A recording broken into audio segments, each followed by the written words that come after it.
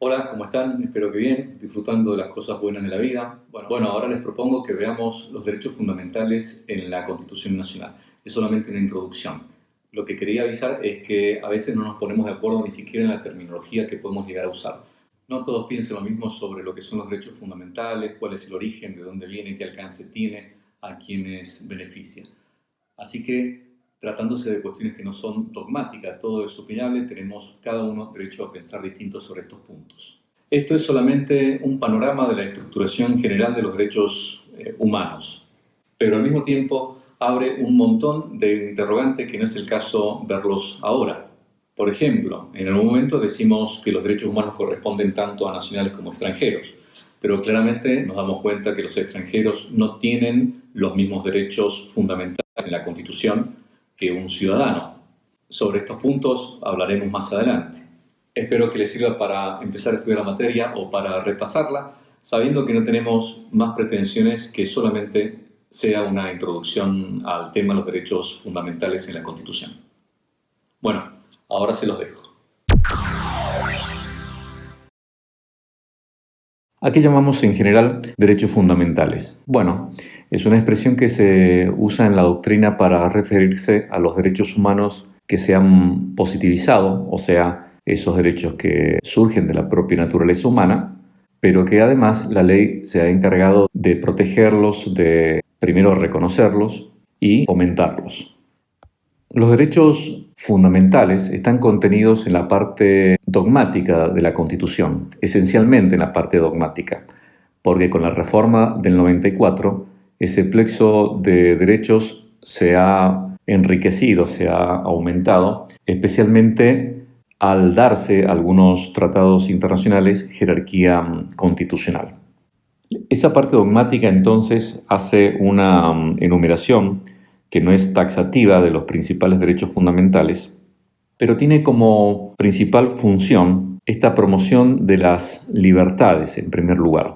En segundo lugar, la parte dogmática significa limitar al poder del Estado.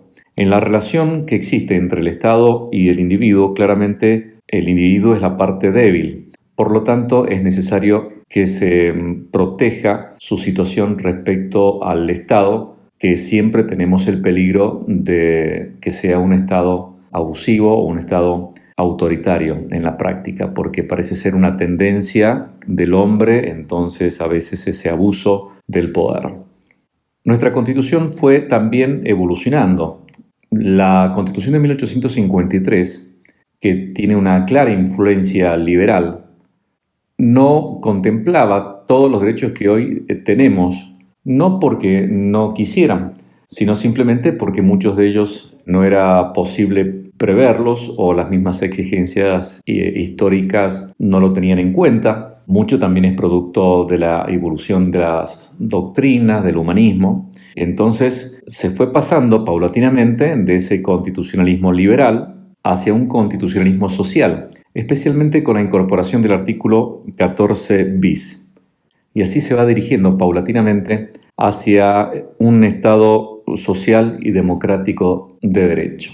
Esa evolución, entonces, de una constitución liberal a un constitucionalismo social llega a un grado más pleno en el caso nuestro, con la reforma del 94, especialmente a través de los tratados internacionales a los cuales se da jerarquía constitucional. En el artículo 75, inciso 22, hablando de los derechos humanos, es difícil ponerse de acuerdo incluso hasta su alcance.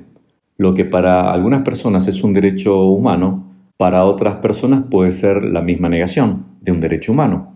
Por ejemplo, se puede hablar del derecho humano a disponer del propio cuerpo y otras personas pueden decir que lo que estamos hablando es del mayor atentado de un derecho humano, como es el derecho a la vida, hablando del caso del aborto. Pero quizás nos podamos ir poniendo de acuerdo en que esos derechos humanos, como decíamos hace rato, se llaman fundamentales en la medida que se han positivizado. Después sí será necesario un estudio mucho más profundo de lo que realmente son los derechos humanos. Y aquí, inevitablemente, es necesario acudir a principios de tipo doctrinario, a principios de la filosofía. Específicamente, será necesario tener conocimientos de antropología filosófica, porque para saber si un derecho es natural o no, primero tenemos que ponernos de acuerdo si existe la naturaleza humana o no existe naturaleza humana. Porque si negamos una naturaleza humana, sencillamente no vamos a poder tener un listado de los que son los derechos humanos, un listado que sea como una manera de decir un listado más firme, más estable, que sea más confiable y no sea variado nada más porque hay un cambio de una posición ideológica o un cambio de política. En cambio, si admitimos la existencia de una naturaleza humana, el problema ya se reduce bastante.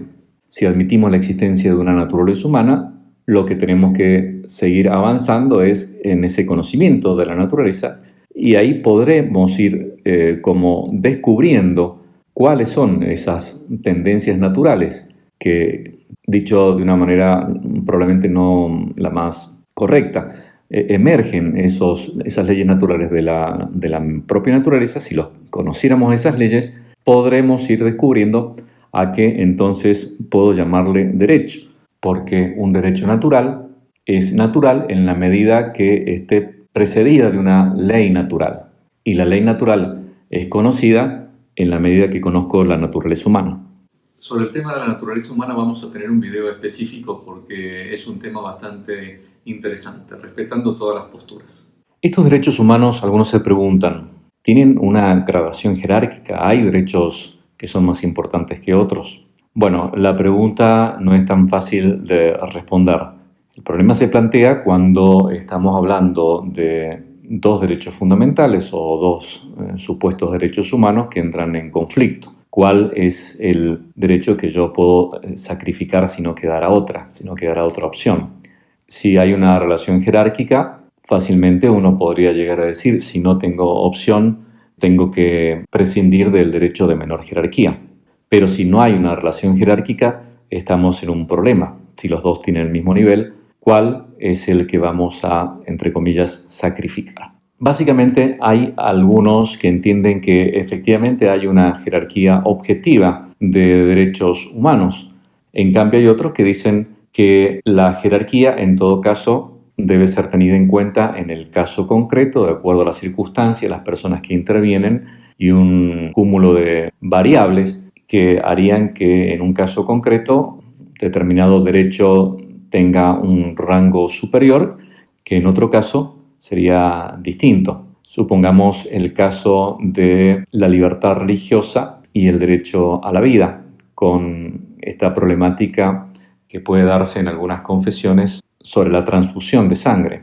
Si yo entiendo que de la propia naturaleza humana surge que la inclinación a la vida es primaria y como mucho más fuerte que la inclinación a la religión, yo puedo entender que en el caso de un conflicto tengo que dar prioridad al derecho a la vida. Pero si yo entiendo que la jerarquía de derechos es subjetiva, tenemos la posibilidad de que una persona elija darle prioridad a su libertad religiosa y por lo tanto sacrificar el derecho a la vida de otra. Esto, como se darán cuenta, no es tan fácil de solucionar. Más adelante vamos a tener un video sobre la libertad religiosa también. Es importante también tener en cuenta que estos derechos humanos no son creados por el Estado. El Estado no nos está regalando nada cuando nos dice que tenemos derecho a la libertad, derecho a expresarnos, derecho a trabajar. Esos derechos surgen por la sola condición de ser personas humanas. Como decíamos al principio, la enumeración que tenemos en la Constitución, tanto los que están en la parte dogmática como los que emergen de la parte orgánica, esa enumeración entonces no es taxativa, no están contenidos todos los derechos, sino que es simplemente ejemplificativa. Además de que tenemos todavía el artículo 33 de los derechos implícitos. Tenemos entonces estructurado un conjunto de derechos humanos en la Constitución. La pregunta es, ¿cuál es la fuente de esos derechos humanos o de ese plexo que tenemos en la Constitución? Para muchos autores, la doctrina del derecho natural es fuente esencial, fuente muy importante de todo este plexo de derechos humanos. Lógicamente, esto es cuestionado o es negado por otro sector de la doctrina, especialmente el positivismo jurídico, que niega que el derecho natural sea derecho. También es fuente el derecho internacional de los derechos humanos, como decíamos hace rato, especialmente después del artículo 75, inciso 22, que tenemos. ¿Qué significa ahora, en pocas palabras, esta fuente internacional que tenemos después de la reforma del 94? Implica, entre otras cosas, la obligación de los estados de cumplir los tratados, pero algo importante es que la persona humana goza de personalidad internacional. Es protegida no solo por los estados, sino que debe ser protegida por la comunidad internacional y los organismos de derechos humanos. Algo que hay que tener en cuenta igual es que no se trata de un tema en el que todos estén de acuerdo tan fácilmente, porque la verdad es que también hay que ser cautos y tener cuidado, según cierto sector de la doctrina, de que la intromisión de los organismos de derechos humanos llegue a tal punto que pueda afectar la misma soberanía nacional. Saliendo de este tema, nos podemos preguntar ahora, ¿qué pasa con las provincias? En nuestro sistema federal, las provincias gozan de autonomía, se dictan su propia constitución, eligen sus autoridades, bajo lo prescripto por el artículo 5. Es decir, las provincias se tienen que someter a todo este plexo de derechos fundamentales, incluidos aquellos derechos que surgen de los tratados con jerarquía constitucional. Por otro lado, para un amplio sector de la doctrina, el conjunto de derechos que emergen tanto de la Constitución como de los tratados de derechos humanos funciona solamente como un piso, es decir, que las provincias podrían mejorar, podrían aumentar ese plexo de derechos humanos, podrían perfeccionarlos, podrían explicitarlos mejor, podrían protegerlos mejor en el caso concreto a través de las legislaciones locales. Especialmente esto se podría lograr a través de medios más efectivos contemplados en los códigos procesales, por ejemplo, que es de competencia provincial. Lo importante es que si nos preguntamos, ¿las provincias pueden agregar derechos humanos, por decirlo de una manera sencilla? Sí, las provincias pueden reconocer nuevos derechos humanos que probablemente no surjan de una manera tan expresa en la fuente federal. Algunos derechos civiles. Estos son los artículos principales. Hay muchos más en la parte dogmática y también en la parte orgánica que se refieren a derechos civiles. Pero claramente el artículo 14, derecho a trabajar, ejercer industria lícita, la libertad ambulatoria está acá, la libertad de expresión. El artículo 15 con la prohibición de la esclavitud. El artículo 16 referido a la igualdad. El artículo 17 que es el que protege la propiedad, el derecho a la propiedad privada. El artículo 19 referido al derecho a la intimidad, el principio de legalidad también, que vamos a ver específicamente en otro video. El artículo 20, que se refiere a los derechos de los extranjeros. El artículo 36 también, para la doctrina, encierra derechos civiles. Algunos derechos políticos, el derecho al sufragio, artículo 37. El artículo 38, que se refiere a los partidos políticos. El artículo 39, sobre la iniciativa popular. El artículo 40, consulta popular. Probablemente uno de los aspectos más positivos de la reforma del 94 fue el aporte que significó para el constitucionalismo argentino esta gama de derechos sociales que se han incorporado. Algunos derechos sociales son, por ejemplo, el artículo 14 bis, que protege el trabajo, garantiza la organización sindical, el seguro social obligatorio, el acceso a la vivienda digna. El artículo 41, la preservación del medio ambiente. El artículo 42, defensa de la competencia. Algunas cláusulas del artículo 75, que decíamos que es el artículo que trata sobre las atribuciones del Congreso. Régimen de seguridad social para el niño en situación de desamparo. Régimen de seguridad social para la madre durante el embarazo, el periodo de lactancia. El inciso 17, el derecho de los pueblos indígenas. Un ejemplo de un derecho económico es el mencionado por el inciso 19 del artículo 75, referido al progreso económico con justicia social. Ejemplos de derechos culturales. Podemos tener el inciso 19 del artículo 75 también. Investigación y desarrollo científico y tecnológico, formación profesional de los trabajadores, participación de la familia y la sociedad en la educación, la gratuidad y equidad en la educación pública estatal, etc. También la Constitución trata sobre lo que se llama derechos de incidencia colectiva en el artículo 43. Haciendo entonces una síntesis de cómo son los derechos fundamentales o cómo trata la Constitución este plexo de derechos humanos, podemos dar unas 5 o 6 ideas al respecto. Entonces, tenemos que hay derechos enumerados, pero no todos están en la Constitución entonces, sino que también hay derechos no enumerados. Estos derechos fundamentales o derechos humanos, en cuanto derivan de la propia naturaleza humana, pertenecen tanto a nacionales como a extranjeros. Todos los derechos humanos o derechos fundamentales se pueden reglamentar de manera razonable.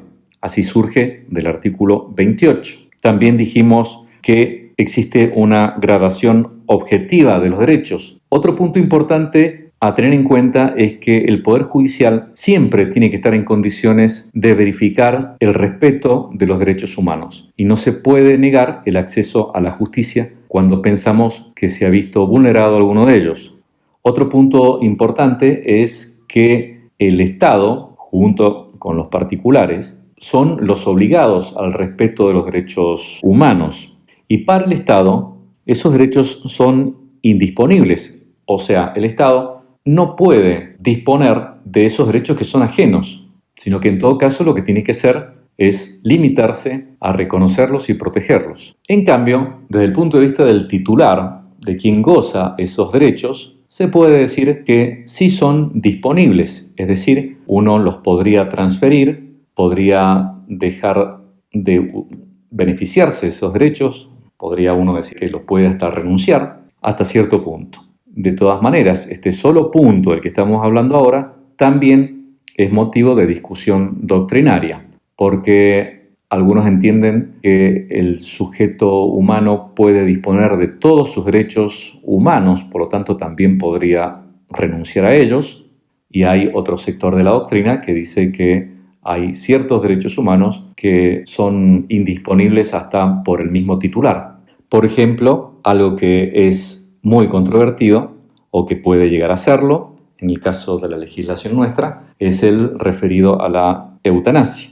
Puedo yo disponer de mi propia vida, pero no planteado como una posibilidad en el orden real o fáctico de que yo realmente me pueda quitar la vida, lo cual es algo innegable que en los hechos lo puedo hacer, sino si se trata esa posibilidad de un derecho humano, porque si se trata de un derecho humano, el Estado tendría que proteger ese derecho y por lo tanto el Estado también tendría que favorecer el suicidio asistido. En cambio, si yo pienso que se trata de algunos derechos que no son disponibles, no existiría por parte del Estado esa obligación de financiar el suicidio, por ejemplo. Son temas muy polémicos. Espero que les haya servido. Como decimos siempre, a la hora del examen todo suma. Bueno, seguimos en contacto y nos estamos viendo. Chao.